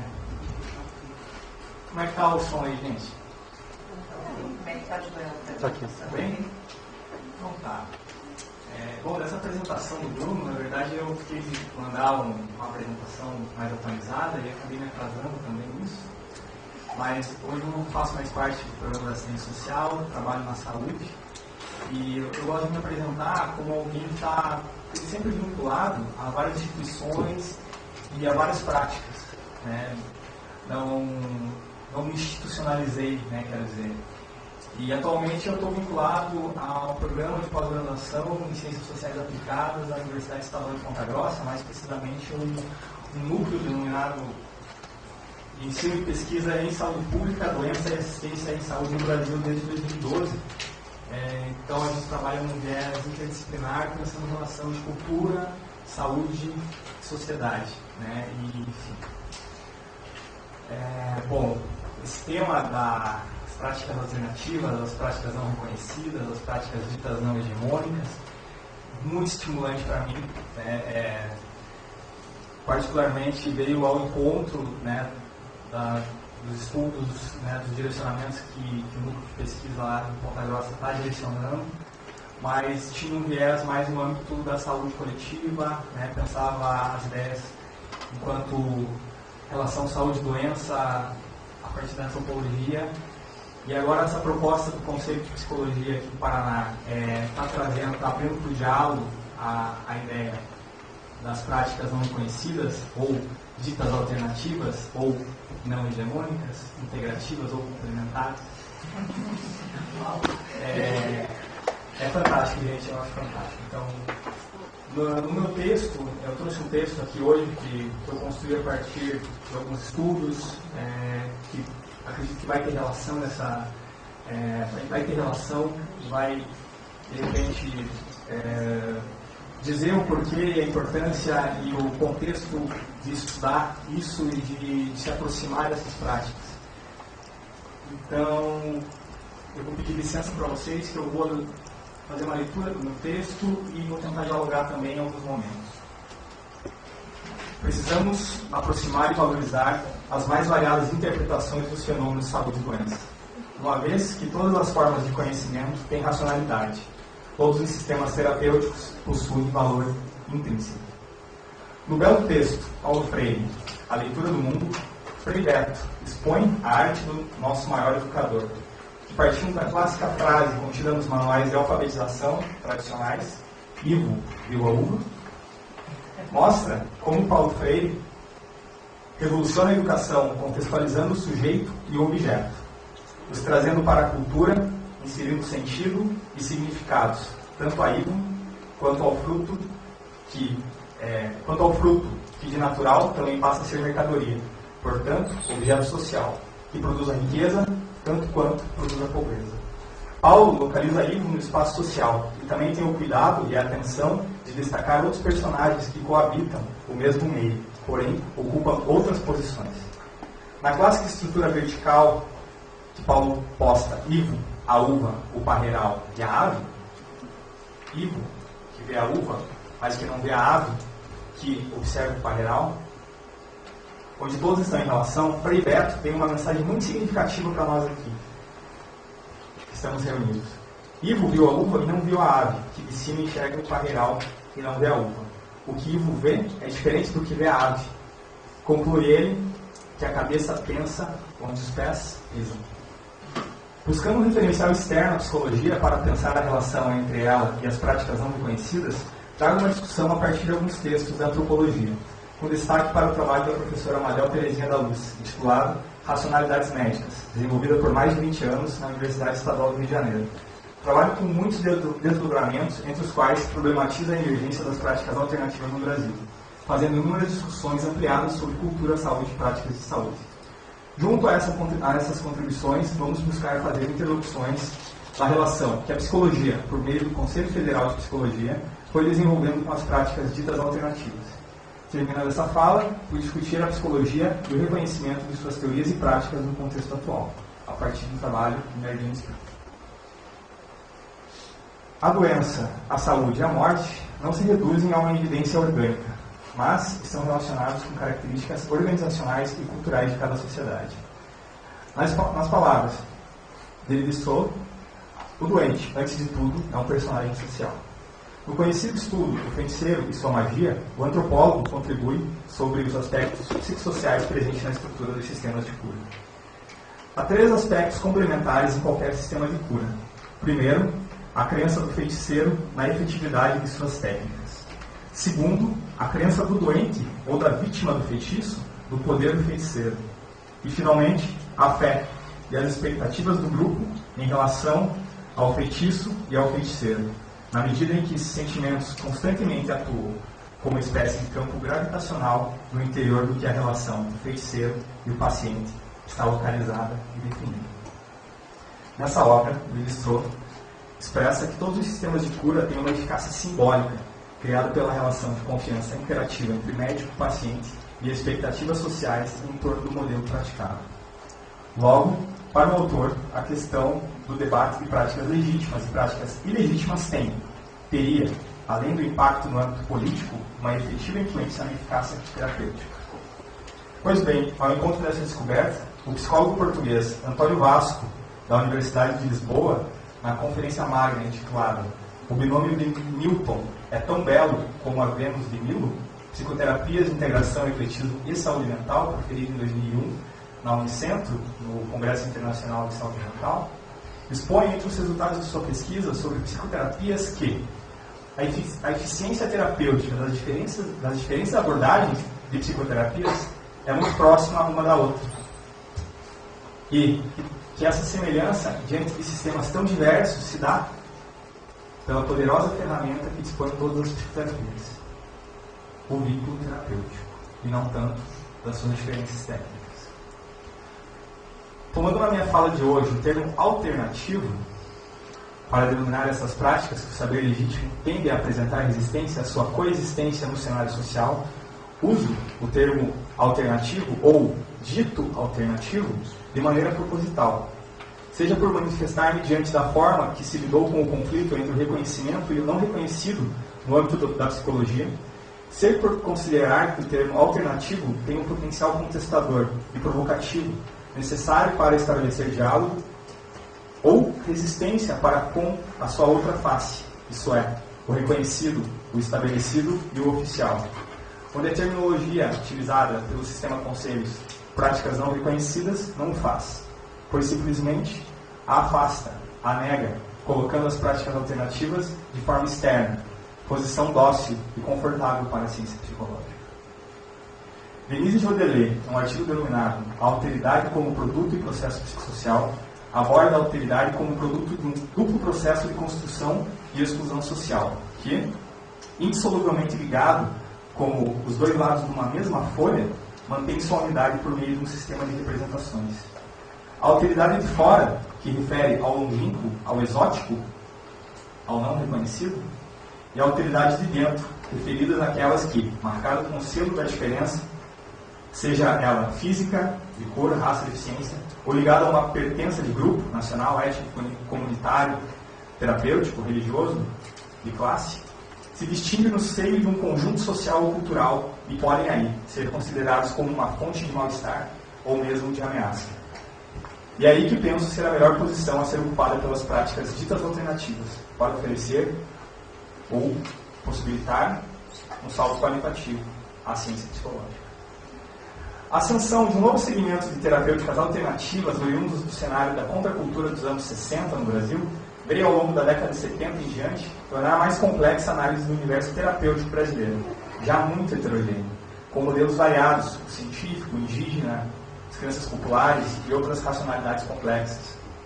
Tendo a medicina e também a psicologia, em seu recente status científico, se deparado com tal problemática. Preocupações sobre a confiabilidade e a competência dos terapeutas holísticos, ou ditos alternativos, se acende com a multiplicação das terapias alternativas e a apropriação delas por parte de psicólogos, tendo desencadeado pelo sistema Conselhos de Psicologia uma série de ações demarcando posições que causaram acirrados debates no interior da própria ciência psicológica.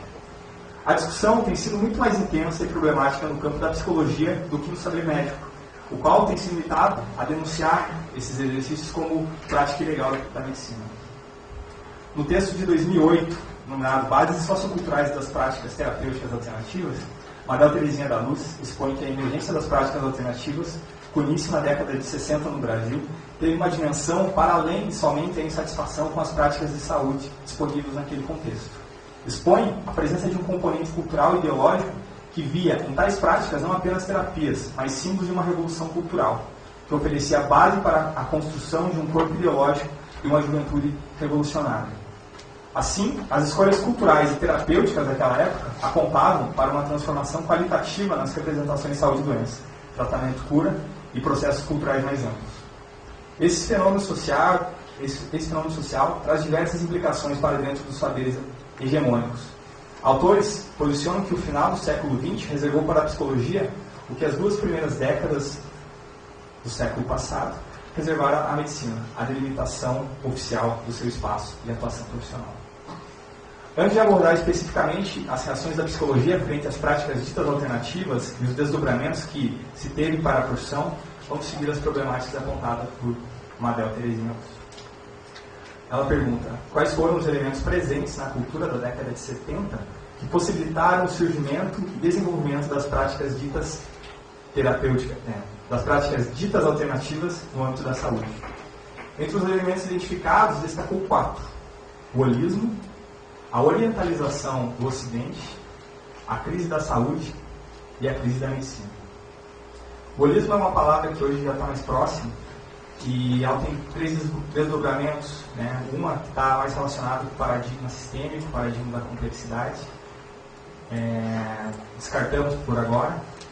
O outro que já está presente nas práticas ditas alternativas, né, de abordagem holística, então elas já estão presentes, queremos buscar antes, então descartamos. E o outro aspecto que é abordado pelo antropólogo Dumont como categoria disciplinar da antropologia. Categoria que expressa uma oposição à centralidade do valor do homem, o individualismo, o qual negligencia a totalidade social ou a subordina ao homem. O individualismo, ao se descolar da totalidade, resultou num homem que destruiu os todos que o cercavam e o subordinavam. O homem não é mais parte integrante da natureza, mas busca ser o seu senhor. Com a sociedade caminhando para o individualismo, enquanto padrão hegemônico, o holismo passou a ser uma sombra cultural, a retornar periodicamente, questionar a direção hegemônica e expressar a necessidade de retorno à dominância da totalidade social. O segundo aspecto da orientalização do Ocidente aborda que não é só a utilização de mercadorias e artefatos por conta da industrialização e da globalização, o acesso às mercadorias do Oriente. Não se deu apenas dessa maneira, mas da própria cultura e de seu significado. Madel utiliza a noção de Campbell de teodiceia. Teodiceia, de alguma forma, expressa a compatibilidade da ideia de Deus como mal. Há 2 sistemas vinculados à teodiceia. A teodiceia transcendente, onde o indivíduo encontra-se fora da criação, é superior, onde o divino encontra-se fora da criação, é superior e separado do homem e da natureza. Fundado num mundo onde o homem é separado da natureza e do divino, o homem é dividido em corpo, mente e espírito. E para garantir sua sobrevivência nesse mundo, descolado, deve controlar e manipular a natureza. O mal está fora do reino de Deus, reside na natureza, no corpo do homem e dos demônios. A outra vertente, a teodiceia imanente, o divino interpreta o mundo cotidiano, o homem, a natureza. Se expressa a lei através da lei do karma. Implicou um homem unificado em corpo, mente e espírito, e também unificado à natureza, da qual é parte e não senhor. O mal é complemento do bem e ambos são filhos do mesmo Deus, impessoal e presente na natureza. Assim conclui o autor que a teodiceia transcendente que serviu o Ocidente por 2000 anos vem perdendo o seu controle. A mudança da teodiceia como transformação cultural permitiu a aceitação e integração parcial de outras visões de mundo que valorizam a integração humana, natureza e sociedade. Marca, assim, uma descontinuidade, o que contribui para a emergência das práticas ditas alternativas. Em relação à crise da saúde, é desenvolvida pela própria autora, dentro do projeto de racionalidades médicas, e vem problematizar a questão da recente desenvolvimento do capitalismo e suas consequências para a população, entre elas a desigualdade social, a violência, o retorno de muitas doenças infecto-contagiosas, crônico-degenerativas, estando sempre associado à crise do próprio Estado, em estar mediando as políticas de saúde de forma sempre insuficiente. Além disso, no plano cotidiano, no contexto da década de 70, se viu um mal-estar difuso, generalizado, marcado por inúmeras queixas de doenças, onde não sabia se bem certo onde localizar, queixas imprecisas, como dores, depressão, ansiedade, males da coluna vertebral, condição situacional que foi denominada como pequena epidemiologia do mal-estar, que desafiou os saberes e técnicas vigentes. Lacuna essa que provocou uma reação pela apropriação do corpo e do sujeito através do cuidado de si. A crise da medicina, a qual é analisada por alguns planos, plano corporativo, plano pedagógico, plano da ética, plano da racionalidade médica, envolve o que a gente vê, hoje no dia a dia. A crise das relações da medicina com outras categorias profissionais, seria do plano corporativo, a crise da fragmentação da especialidade médica, que não consegue mais conceber o sujeito na sua totalidade, mas em fragmentos, e outras crises que estão relacionadas com a evolução da prática médica e as diversas revoluções desse saber que fizeram do médico um sujeito que se baseava extremamente numa relação terapêutica com o seu paciente, de cuidado, de arte de curar, no início quase se assemelhando a um sacerdote. Com as diversas revoluções foi se afastando do saber mítico, religioso, primeiro se baseando na filosofia, depois se aproximando mais da ciência, passando por algumas revoluções, se distanciando dessa arte de curar, centralizando o seu saber em relação à doença, se distanciando do paciente e do cotidiano da vida social, levando a cisão entre a ciência médica e a arte de curar. Tendo por último a invasão tecnológica sobre a relação paciente-terapeuta e o uso da tecnologia incorporando-se entre o médico e o paciente. Então, assim, para quem tiver interesse, muito interessante essa autora, a Dona Terezinha da Luz. Ela esteve sempre na Universidade Estadual do Rio de Janeiro, hoje ela está na URGS, no Rio Grande do Sul. Pois, por fim, essa autora entende que a emergência das práticas ditas alternativas se dá em meio a um contexto sociocultural de busca de resgate de valores e concepções holísticas, numa oposição ao individualismo que vai ao encontro de outras visões de mundo que valorizam a integração homem, natureza e sociedade. No plano institucional das práticas de saúde, destaca o aparecimento de demandas difusas de saúde da coletividade, a quais dirigidas ao serviços públicos, cronificam-se com baixa resolutividade e alto custo, expressa ainda como cenário o aparecimento e desenvolvimento dessas práticas e crise do sistema de saúde, onde as práticas alternativas, ou ditas alternativas, ou não hegemônicas, contribuem e têm a sua eficácia, têm os seus resultados. Ao analisar a emergência das práticas alternativas, advindas de outras racionalidades na área da saúde, que contrastam com o modelo biomédico, seja aquelas de origem indígena, afro-americana, tradicional chinesa, homeopatia e outras, Madel abre uma janela para se pensar também a emergência das práticas ditas alternativas no âmbito da psicologia, a qual terá certamente similaridades com a pesquisa por ela realizada, mas também especificidades por pesquisas ainda não realizadas, que precisam ser compreendidas, uma vez que esse assunto pouco pesquisado no âmbito da psicologia e cuja popularidade entre psicólogos e a sociedade em geral não mostra nenhuma tendência a ser reduzida. Passando por esse olhar sobre a dimensão das práticas ditas alternativas, vamos passar a relação que o sistema conselhos ou a psicologia teve ao se deparar com essa eclosão das terapias alternativas e da inclusão dela enquanto prática e saber no âmbito também da psicologia. Para isso a gente vai utilizar um texto, Legitimidade Terapêutica no Brasil Contemporâneo, as terapias alternativas no âmbito do saber psicológico, da antropóloga, também antropóloga, sempre antropóloga, Fátima Regina Gomes Tavares. Bem como as propostas aprovadas nos congressos nacionais de psicologia, que são os espaços democráticos onde a classe faz propostas e tenta dar direcionamento para as políticas do Conselho. Alguém quer alguma explicação sobre os congressos nacionais de psicologia?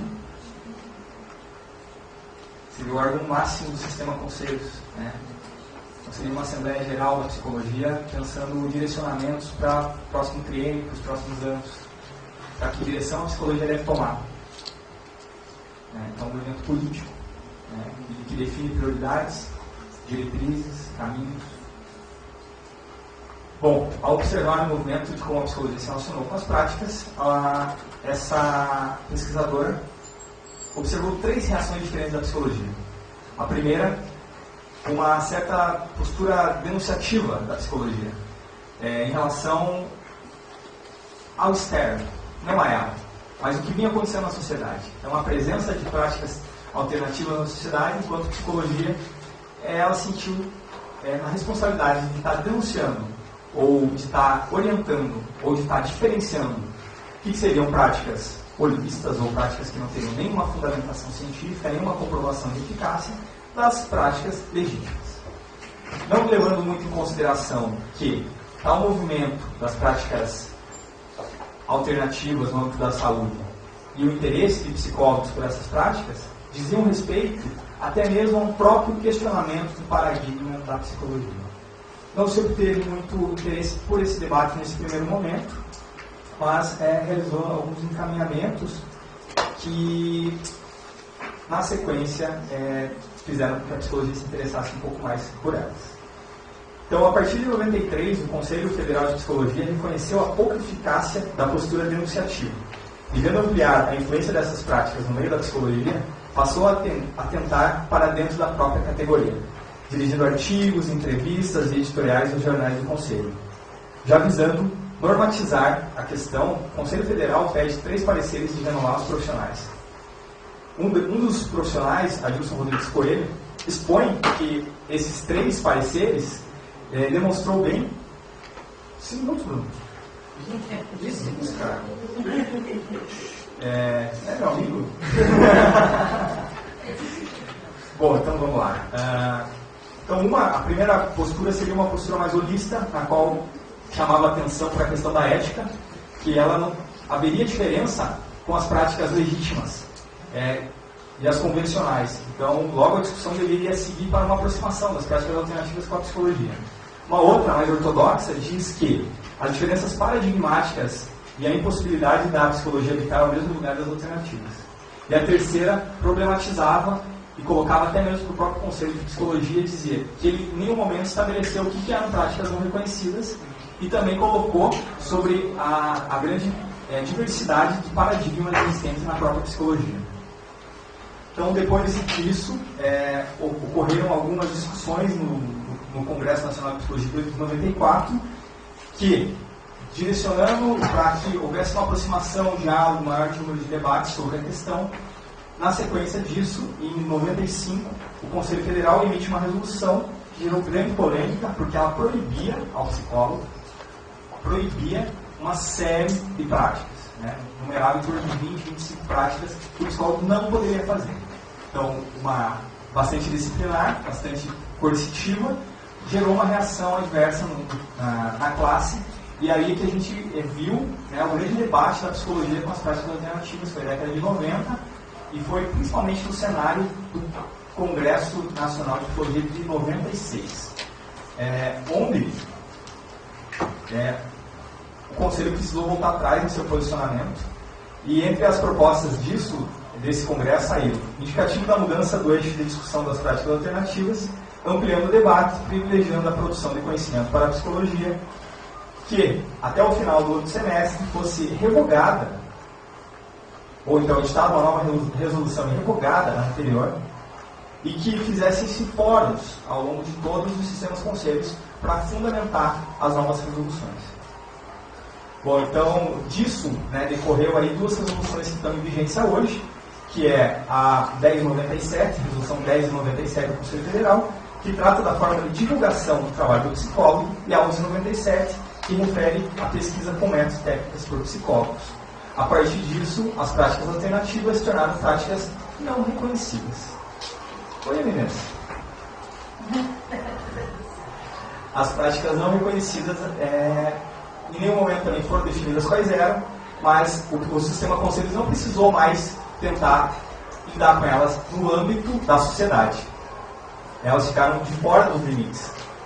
Então essa mudança tem uma finalidade estratégica e política, tendo sido bastante eficiente na sua finalidade, que foi estabelecer fronteiras entre a psicologia e as práticas baseadas em outros paradigmas, administrar isso de forma institucional, no plano disciplinar, através dos processos éticos, a relação dos psicólogos com as práticas ditas alternativas. Não era mais necessário combater essas práticas na sociedade, gente. Agora passar a administrar, a partir da disciplina, a relação do indivíduo psicólogo com essas práticas. Bom, como a gente vai ter que passar, tem um trabalho bem interessante da Mary James Pink, que ela tenta discutir, recente, em 2006, a psicologia e o reconhecimento de suas teorias práticas a partir disso. Então, ela faz um recorte a partir da terapia de floral e tenta analisar, dentro da teoria das terapias de florais, as bases paradigmáticas dela e quais as relações com as bases da psicologia e quais seriam as dificuldades ou as resistências da psicologia estar reconhecendo outras práticas fora disso. Então ela já coloca que as práticas emergentes não são reconhecidas pela psicologia porque são estruturadas dentro de paradigmas e bases epistemológicas diferentes ou antagônicas às práticas já reconhecidas. E, tal como aconteceu com a própria psicologia no momento da sua fundação, no momento do seu surgimento, a psicologia tem demonstrado para a sua faceta alternativa igual ao rigor que se teve com ela no momento do seu surgimento. Então a psicologia ela se tornou tão rigorosa como o foram com ela. Então, dentro da terapia dos florais, o que se vê mesmo é uma visão muito mais próxima da teodiceia imanente do Oriente, um paradigma guiado por um paradigma holístico, sistêmico. Que bom. Associado a isso, a autora destaca que a psicologia considera o seu paradigma e vigência adequado e suficiente. Bom, pois bem. Então, assim, para terminar, a gente fazendo essa trajetória breve, em muitos assuntos, envolvendo a emergência das práticas terapêuticas e bases epistemológicas diferentes daquelas sustentadas pelos saberes hegemônicos, demonstra diversos elementos favoráveis à continuidade do desenvolvimento no espaço social brasileiro das práticas ditas alternativas, sendo, portanto, um movimento sem sinais de diminuição, pelo contrário. A análise das reações do sistema conselhos de maneira de se posicionar frente a essa emergência mostra que, para a psicologia, a existência dessas práticas já lhe proporcionou um importante passo, no sentido de estabelecer os limites de sua prática. Porém, de forma alguma, encerrou o dinamismo envolvendo a psicologia e as práticas ditas alternativas. Retornando a 97, depois do Congresso Nacional de Psicologia, nos seus fóruns, que foram deliberados lá, o psicólogo mineiro João Batista Mendonça Filho problematiza a hegemonia da cientificidade psicológica, chamando a atenção para a dificuldade de se tratar como desvio ético procedimentos terapêuticos orientados por outros modelos de saber que não científico. Para ele, os alternativos ressurgem na fissura entre a ausência de uma ética e a impossibilidade de a ciência circunscrever de modo preciso a subjetividade. Portanto, não é de causar espanto a psicologia se mostrar como o solo fértil de germinação desses saberes, uma vez que o campo psi está situado precisamente sobre essa fonte.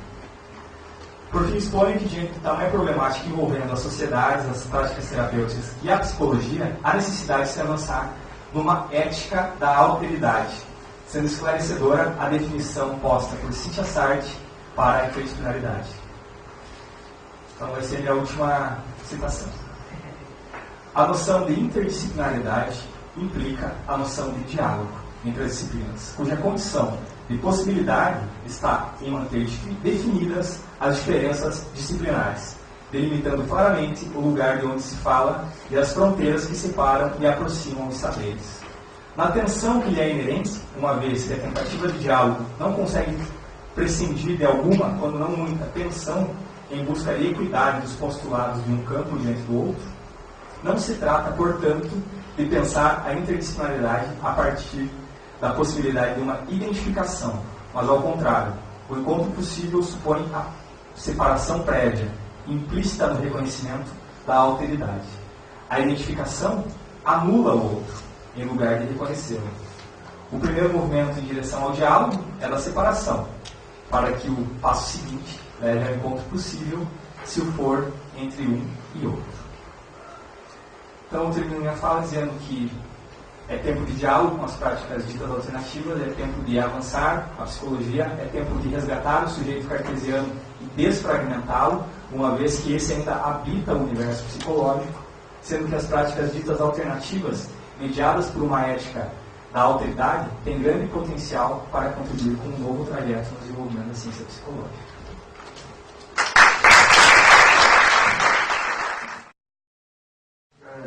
Queria agradecer demais assim, os três convidados. Eu acho que eu fiz o papel aqui do cara que fala que o tempo está acabando. Isso só chama atenção para o acerto da temática, assim, para o que tem para discutir, né, para a quantidade de informação que tem para ser trabalhada aí nesse mês de trabalho. E já dizer aos convidados que hoje eu tive que forçar vocês a ir um pouco mais rápido, reduzir o tempo, mas eu já convido, se for o caso, de utilizar os nossos outros meios de comunicação para continuar esse debate. Convidá-los a produzir a nossa revista, ou algum outro tipo de publicação que a gente possa conversar mais para frente. E de alguma forma me reparando por cortar o tempo de vocês. Gostaria de abrir para a plateia, ver se alguém tem algum comentário, fazer alguma pergunta para os nossos convidados. Meu nome é Mário Sérgio Silveira e a pergunta para a mesa, aproveitando a tua fala e citação, não a última, mas a penúltima, como introduz também no tema da ética, talvez para o Fábio que trouxe a questão metodológica, nós nos beneficiamos como psicólogos, clínicos e psicoterapeutas do conhecimento das teorias que foram elaboradas por grandes construtores, chamados de grandes construtores da psicologia. Freud, por exemplo, médico neurologista, Jung, médico psiquiatra, Reich, psiquiatra. A pergunta é simples: nós teríamos a psicologia se esses grandes precursores da nossa ciência e profissão tivessem tido que passar o conhecimento pelo crivo do método cartesiano? É uma pergunta provocadora. Isso é muito bom. Essa é a ideia. Acho muito bom a gente poder se cutucar, no bom sentido da palavra, de trazer à tona essas questões, né? Eu estava lembrando da hipótese freudiana que é abordada no livro que eu passei, para que os colegas pudessem ver, né? Que muitos dos fenômenos que o Freud constatou pelo seu método clínico, observou, né? Processo de observação sistemática, hoje encontram uma corroboração na neurociência cognitiva, até sugerindo que ele foi um pouco ingênuo, que o processo era muito pior do que imaginava, assim, que o inconsciente era muito maior do que ele mesmo podia supor, é óbvio com os instrumentos que ele tinha. Por outro lado, reinterpretando o que ele encontrou por outros caminhos, né? Não dando suporte à interpretação que, de certa forma, dá base para a teoria dele, para a prática psicanalítica, né? Eu acho que esses construtores, como você colocou, são importantes, naturalmente que sim. Fizeram trabalhos científicos monumentais, seminais, que produziram uma continuidade fantástica. O Jung já tomou outro caminho, mas também fantástico. Por outro lado, na minha perspectiva de ter um pé dentro da perspectiva pós-positivista e um pé fora, eu acho necessário ainda a manutenção de determinados padrões mais rigorosos. Eu não sou contrário a eles. Eu acho que eles são necessários até para que a gente possa refletir os critérios desta inclusão. Porque eu não entendo que tudo que seja alternativo seja bom. Eu não acho que toda prática que não tem um nome e uma certa respeitabilidade tem que ser boa só porque ela não tem essa... Certo? Voltando um pouquinho ao tripé que a nossa colega apresentava, né, ela colocava a profissão em cima, a filosofia e a ciência. Eu achei muito oportuno a profissão estar em cima, se a gente pensar em termos de pesquisa de base e pesquisa aplicada. Do ponto de vista de que uma profissão busca se constituir em cima de conhecimento científico, não acho que deva ser só conhecimento científico também, não estou fechado a isso de forma nenhuma, mas que tem a sua base predominante nisso. A pesquisa científica, nos seus diferentes métodos e a controvérsia até sobre o que é ciência e quais são os melhores métodos, ou seja, não tem nada fechado, isso é interessante a gente pensar e falar sobre isso, mas a pesquisa científica deveria ter um certo objetivo de validar até mesmo eticamente esses métodos. Porque um método que é alternativo, que parece ser muito bom e que pode efetivamente estar ajudando as pessoas, pode não estar fazendo isso, pode estar prejudicando as pessoas. Quem o pratica, quem se envolve com uma determinada teoria, vai naturalmente enviesar os dados para acreditar que está dando certo. O efeito placebo dá conta de 40% de vários efeitos. Então, é difícil você ter somente uma perspectiva clínica se, de repente, uma prática está efetivamente produzindo aquilo que ela se propõe a produzir. Ou se ela não está produzindo, ou se ela está atrapalhando a pessoa. Então, eu tenho, a minha abordagem particular é necessário abrir, certamente. Eu trabalho numa área absolutamente alternativa, que é a psicologia humanística, que estuda coisas bastante diferentes, que não produz um conhecimento ainda que possa ser utilizado clinicamente, não sei se algum dia isso vai acontecer, certo? Mas que mostra que a realidade é muito complexa. A própria pesquisa que eu mostrei aqui fala de alguma coisa que a gente pode dizer que seja uma pré-cognição. Eu estou reagindo organicamente a algo que não existe, uma informação que não existe, e que o conhecimento científico não consegue validar como que é possível antecipar isso. Nós, enquanto humanos, não temos condições de moldar o nosso organismo para algo aleatório. Nós sempre enviesamos. Então, a realidade é muito complexa e, por ser, eu acho que há necessidade básica de abertura, mas uma abertura com critério. Aqui eu acho que o método pós-positivista é muito importante, sim. Não sou só pós-positivista, não acho que o experimento é a melhor coisa do mundo, não. Definitivamente não. Certo? Mas eu acho que tem que haver uma intercâmbio. A interdisciplinaridade, quem sabe até uma transdisciplinaridade, bem pensada, bem sentida, porque pode ser ingênuo pensar que tudo estaria bom. E muito do que vem e que está aí como terapias alternativas, eu diria muito mesmo, até a nossa experiência na própria profissão, é importado de fora. Curiosamente, importado de fora não deu certo fora, não se desenvolveu fora. E vem para cá e tem um fluxo muito grande, um desenvolvimento muito grande. Salta aos olhos que há um interesse econômico por detrás disso. Então, muito do que está imposto com treinamentos caríssimos não tem o ser humano como principal objetivo, ou parece que não tem o ser humano como principal objetivo. Nesse sentido, eu acho que é necessário rigor, sim. Então é uma questão ética, é uma questão de que quem está do outro lado, recebendo aquilo, alternativa ou que nome seja, precisa de ter um máximo cuidado da gente, de quem cuida dessa profissão, para que se beneficie, que esse é o objetivo. Acho que eu falo demais. Eu vou pegar o gancho do Fábio aqui e complementar falando um pouco da minha experiência pessoal, inclusive.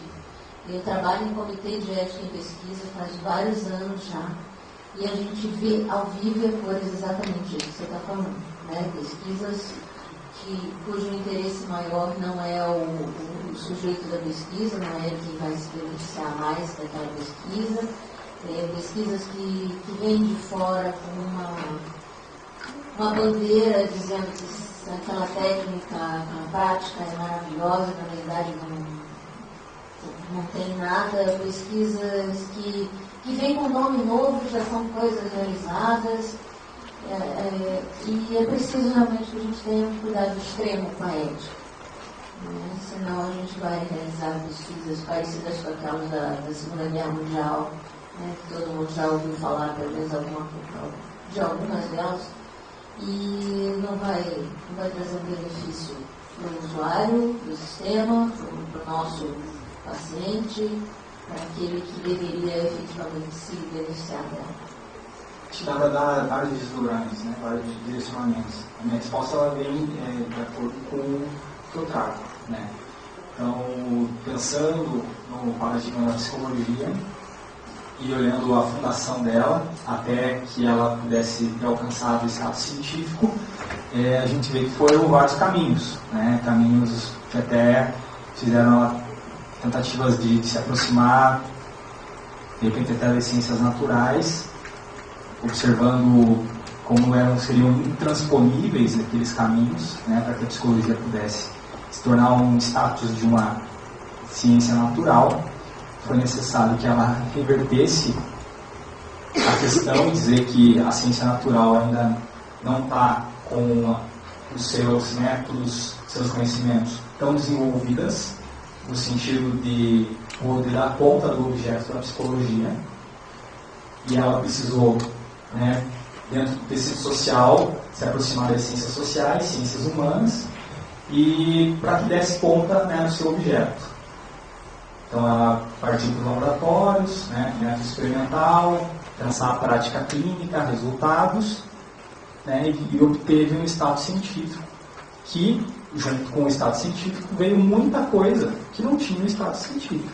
Então, muito da psicologia não tem estado científico. É metapsicologia. Muitas das nossas teorias mais importantes. Penso por esse lado. Né, a questão da provocação necessária que o alternativo traz para a psicologia. Isso é uma provocação, isso é um benefício, né, no sentido da própria psicologia se questionar. Então, quando eu falo que o alternativo tem um potencial contestador, é disso que eu falo. Que a psicologia olhar para as suas lacunas. A psicologia é porosa, ela é cheia de lacunas. Outro fato também é pensar como viabilizar essas pesquisas dentro dos critérios rigorosos. Quando a gente vai pensar no holismo, nas terapias alternativas e as pessoas vinculadas a essas práticas, se observa um distanciamento dessas pessoas dos meios acadêmicos. A gente também observa um desconhecimento dos pesquisadores da psicologia sobre essas práticas. O desconhecimento pode gerar duas questões que é muito grave, né? Uma que é na área da pesquisa, uma que é o preconceito, né, em relação a determinadas práticas, e a outra é o desinteresse. Então, de que forma aliar? Fiz uma pesquisa breve nas grades curriculares das faculdades do Paraná mais antigas de psicologia. E nenhuma delas tem na ementa uma disciplina ou uma vertente de psicologia de um olhar holista, né? Ou que discuta práticas alternativas. Na Universidade de Santa Catarina existe, né? Até curioso, é público, posso contar, uma professora, né, que ela é formada há mais de 30 anos, desenvolve trabalho na área transpessoal, ela ministra cursos, né, e se intitula porque ela tem o certificado de especialista em psicologia transpessoal, emitido por uma instituição com carimbo do MEC, e ela fazia cursos, né, ela estava dentro da universidade, divulgava os cursos, e o Conselho Regional de Psicologia de Santa Catarina, num processo ético, condenou a censura pública à psicóloga, que, por sua vez, recorreu e ganhou pela questão do livre exercício docente. Né? Então, isso demonstra, né, o quanto a dificuldade de se pesquisar, seja dentro dos rigores, né, da mais elevada metodologia científica, ou mesmo, né, em estar divulgando, em estar sensibilizando as pessoas sobre o tema para gerar posteriormente pesquisa. Então, muito boa essa pergunta. Acredito que essas provocações que a alternativa tem o potencial de fazer, que a gente não pode.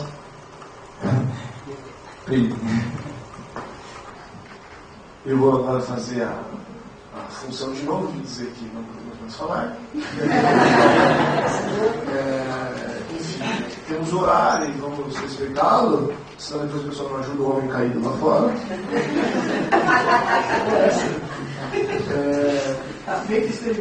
Eu queria convidar todos os presentes, todos mesmo, e as pessoas que estão nos vendo pela tela do computador, a vir semana que vem, ou a ligar o computador na semana que vem, que a gente vai ter uma palestra do professor Luiz Eduardo Valle Guberni, que é PhD em Psicologia pela USP.